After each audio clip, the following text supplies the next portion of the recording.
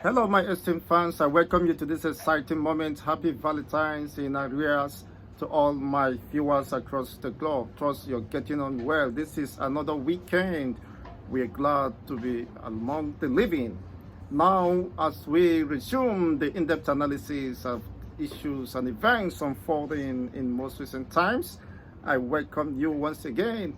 Don't forget to subscribe, like, share, and turn on the notification button so that you can get our videos once it's been uploaded in great time. Thank you once again. Today we are to discuss about the saga or the controversy surrounding the arrest of the employees of Binance and what the Binance CEO Tegram revealed about his encounter and experience in Nigeria, where he alleged that the Nigerian government, the National Security Advisor, the DSS, and the House of Representatives members connived to scam his organizations $150 million. Prior to this time, he said they were invited, of course, by Nigerian government to discuss further business opportunities and the rest of them, but they never knew that that was just a trap, a snare set for them to fall in. And eventually, this is what he has to say regarding his experience with the Ribadu National Security Advisor, DSS, and the House of Representative members that were engaged in, of course, interface or interaction with them. It is quite a very disturbing case as he portrays such scenario to be a gross violation and abuse of power. This is quite very disturbing, and Nigerian is being portrayed by international communities as fraudulent, corrupt, fantastically corrupt, as one of the officials, I think, of US described Nigeria as fantastically corrupt. And with this and many other issues of insecurity, kidnapping, and gross violations of fundamental human rights and non-compliance to the rule of law is what is bedeviling, placing Nigeria on a very bad public image. Let's have this, of course, his position read to us now. The DSS was involved in the House of Representatives matter. We met with them at the office on Friday, 5th January 2024, as a prerequisite to our meeting with the House of Representatives. They alluded to the fact that we had to comply with whatever the House of members instructed us to do. According to the House meeting, there were 3 members present. Of course, for obvious reasons, I would not want to read the names of those present. It says, okay, there was a 3rd House member, but I did not recall his name. They set up fake cameras and media to make the meeting appear official, but the cameras weren't even plugged in.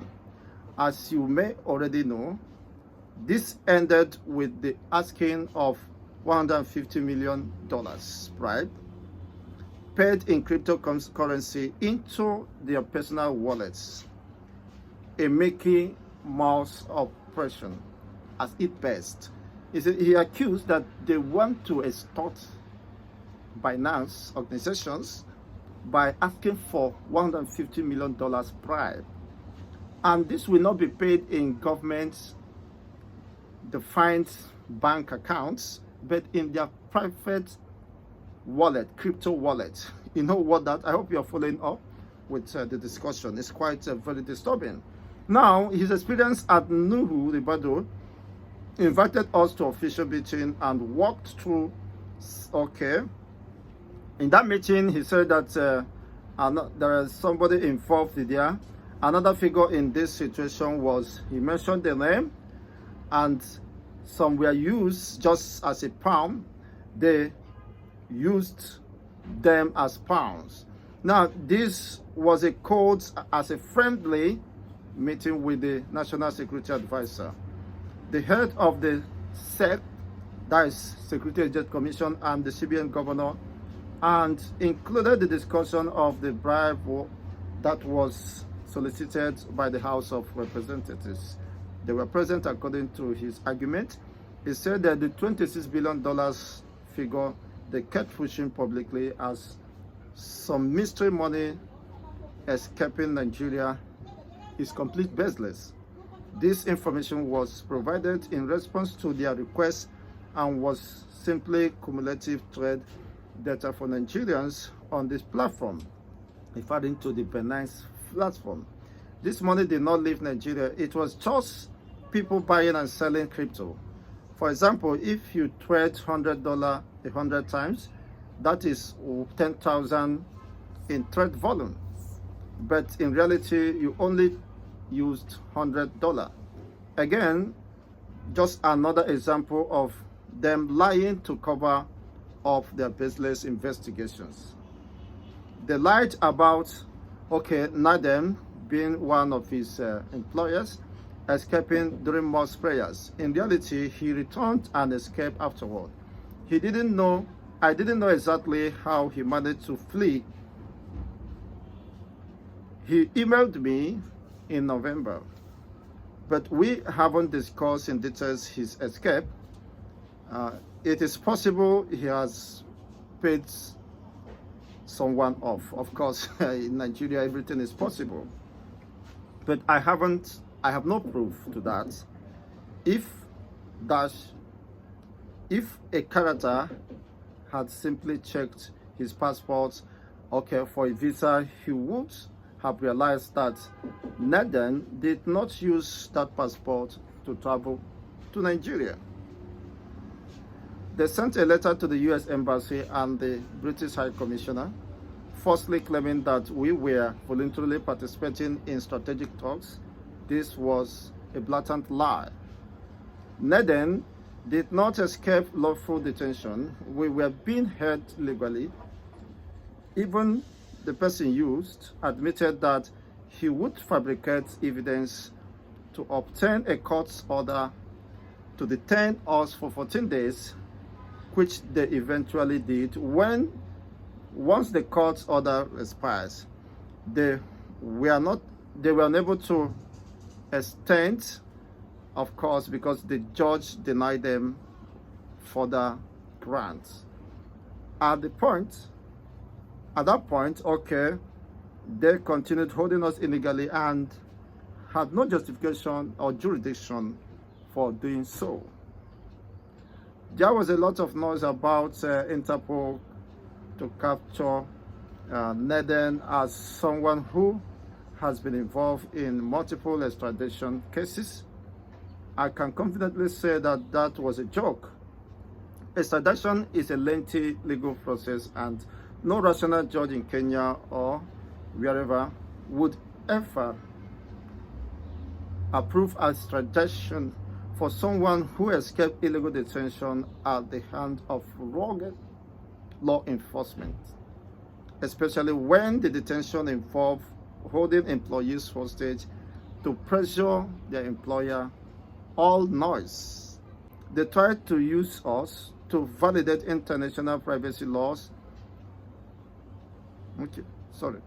They tried to use us to violate international privacy laws by demanding user data on all Nigerians to target opposition members, allegedly manipulating the price of Naira.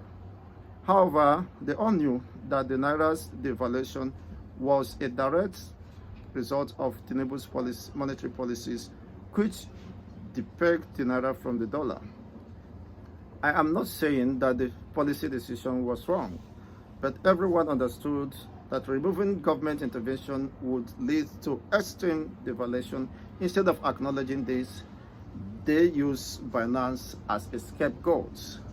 You can't understand this development. It is quite disturbing, very horrible experience that before the Committee of Nations, Nigeria is being regarded as fraudulent. Not just Nigerians now, they are being subjected to scrutiny, high degree of scrutiny, embarrassment, subjections, and all that.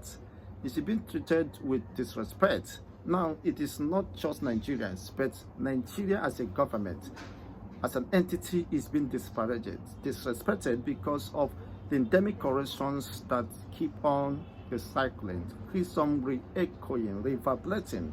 Even the high-rank place officials, personalities who've been indulged in such saga is quite very disturbing. And that, of course, could not be dismissed because there are evidence to the fact that even when Tinubu, the president, traveled to Saudi to meet the Saudi king, to warn them for investors, they expressed some level of resentments and dissatisfaction. He went further to tell them that any government officials in Nigeria demanding bribe from you people, let me know the person, which means there is an indictment already by the president that high top officials, government officials, are involved in endemic corruption and manipulations and extortions of bribery sagas, which have made it very pretty difficult for investors to come freely or willingly to invest in Nigerians. And considering the fact that even their life, their security or the investment could not, the security of the investment could not be guaranteed in Nigeria with the recent developments bordering on the escalations of insecurity and the rest of them. So you cannot understand that this is a very serious national dilemma that must call for concern. Unfortunately, even those fighting the insecurity, those fighting corruption, are more corrupt themselves, as several persons have accused, allegedly, EFCC of sponsoring or facilitating corruption. And EFCC have said that corruption is even fighting back. So everything surrounded in corruption, whether they're fighting back or you're fighting corruptions, you're all trapped in the same quagmire. And this has become a very serious concern, not just local, but internationally. Nigerians have been perceived to be having the highest corrupt tendencies the world over. Even the Nigerian police are not left in this saga, because by the latest ranking, Nigerian police force is considered as one of the most corrupt police force in the world. Well, you wouldn't dismiss that in ignominy, because there are evidence of cross violations, exploitations by the defenseless or vulnerable citizens of this country. So what does that tell you? That Nigeria is at the verge of losing. Of course, there are public reputations which have been badly damaged. How do you redeem the badly damaged public reputation? Well, that I leave it to you. Let's get to have your own reactions regarding this development. Thank you for watching. Let's continue this discussion via the comment section. What is your perspective in the way forward?